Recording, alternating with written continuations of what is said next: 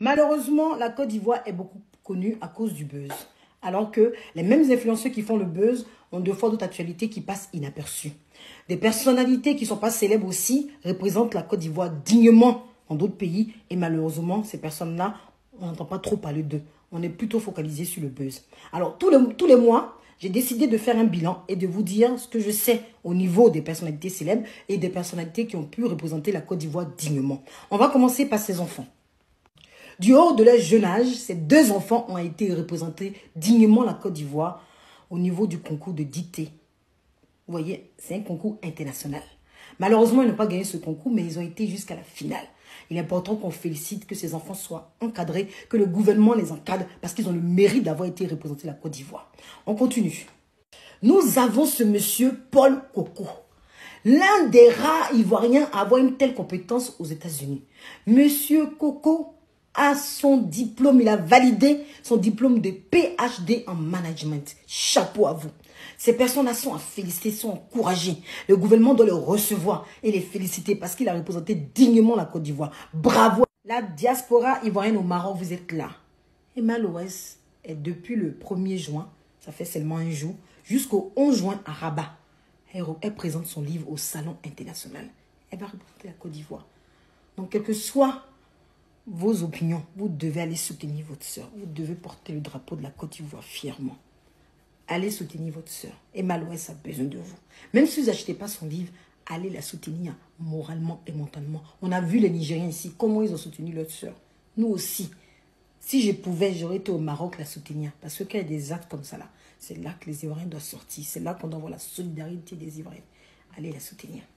Marie-Paul Adjé, en dehors de vouloir caser ses copines, en dehors d'être une bonne amie, a la chance de vivre une expérience inédite, comme elle dit, en assistant au match de Atlético Madrid contre Real. Vous-même voyez. Elle va filmer les coulisses, nous montrer tout ça. Elle a été choisie par la Liga. C'est bien.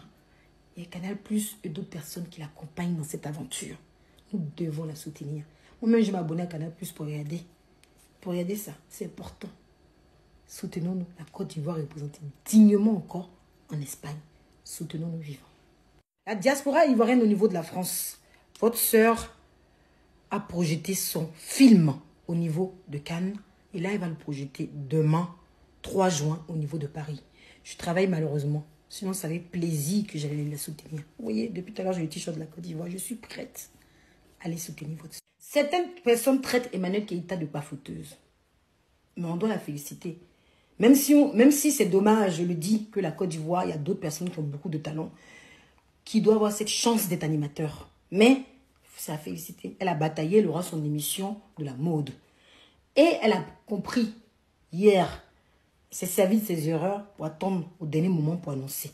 Donc, on la félicite pour son émission qu'elle va sortir bientôt. Une émission de mode, une émission qui peut nous aider, qui peut tous nous aider.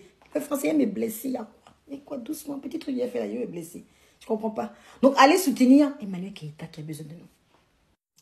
Aurélie Lignam, j'aime bien son poste. J'espère que j'ai bien dit son nom. Excuse-moi si j'ai corché un peu ton nom. Qui a 35 ans et la tête toujours pleine de rêves. J'ai aimé ça. J'ai aimé ça. En dehors du fait qu'elle a réalisé son rêve, celui d'aller sur les marches au niveau de Cannes, elle nous dit qu'à 35 ans, elle a plein de rêves remplis dans la tête. Tout est possible. Le rêve, on peut le réaliser. Le tout, c'est de savoir ce qu'on veut. Le tout, c'est d'avoir foi en toi. Aie foi en toi. Tout est possible. Quel que soit l'âge que tu as, rien n'est impossible. On continue. Comme je l'ai dit précédemment, je sais qu'il y a beaucoup d'animateurs, je sais que beaucoup de personnes méritent d'être connues et que malheureusement, on sélectionne toujours les gens qui ont déjà un succès au niveau du net. Mais c'est à féliciter parce qu'on a connu tous ces influenceurs à travers les clashs, surtout Yaka Yaka et Aya et toutes ces personnes-là. Donc aujourd'hui, s'ils décident de créer une émission, on espère que ça sera différent parce qu'il y a marqué « Je reconnais mon tort ». Donc on espère que ça sera une émission cultivée avec beaucoup de rebondissements. Il faut féliciter Yaka Yaka.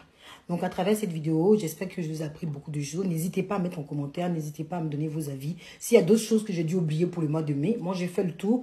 J'ai trouvé que ces actualités, ça se trouve, j'ai pu sauter quelqu'un. J'en suis désolée. N'hésitez pas de mettre ça en commentaire.